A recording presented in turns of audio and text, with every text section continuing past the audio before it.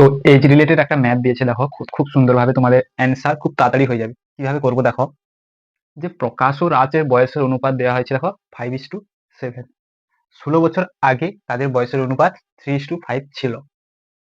তাহলে প্রকাশের বর্তমান বয়স কত? এই গণিতটা করার জন্য দেখো তিনটে লাইন, দুটো লাইন দেওয়া আছে, এক লাইন উত্তর লিখতে বলছে। তো প্রথম আমি কি করব, যে প্রকাশ ও রাজের বয়সের অনুপাত 5:7, কিছু লেখা নেই, মানে এটা বর্তমান বয়স দেওয়া আছে। তো আমি দুজনের বয়সকে আমি কত ধরতে পারি, দেখো 5x আর 7x ধরতে তো পারি। তারপর বলছে 16 বছর আগে বলেছে বয়সের অনুপাত। দেখো এখানে আগে আছে আর এখানে বর্তমান বের করতে বলেছে। তাহলে আমার কি করতে হবে, দেখো প্রকাশের বয়স কত ধরে নিলাম 5x, আর রাজের বয়স 7x।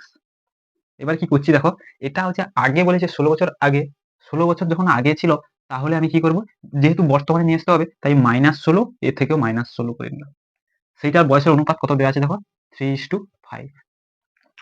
যদি এটা বর্তমানে থাকতো, এটা কি 16 বছর পরেই কত বয়স হবে? ধরো এটা বর্তমানে আছে, 16 বছর পরে কত হবে, তখন আমি এটা যোগ করতাম।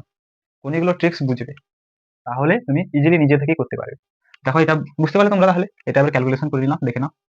5×5 = 25x, মাইনাস 16×5 = 80, আর হচ্ছে 7×3 = 21x, কোনাকুনি গুণ করছি, মাইনাস 16×3 = 48।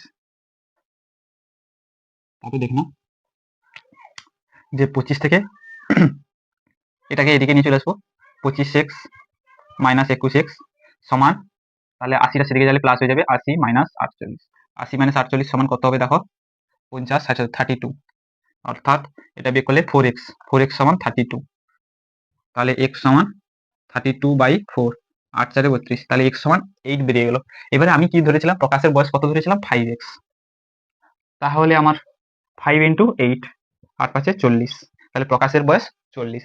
যদি বলতো যে রাজের বয়স কত, তাহলে 7 এর সঙ্গে গুণ করতাম, 8 সাথে 56 হয়ে যেত, এটা প্রকাশের বয়স, আর 56 হতো কার বয়স, রাজের বয়স। বুঝতে পারলে? এভাবে গণিতের টিপস শিখতে চাইলে অবশ্যই চ্যানেলকে ফলো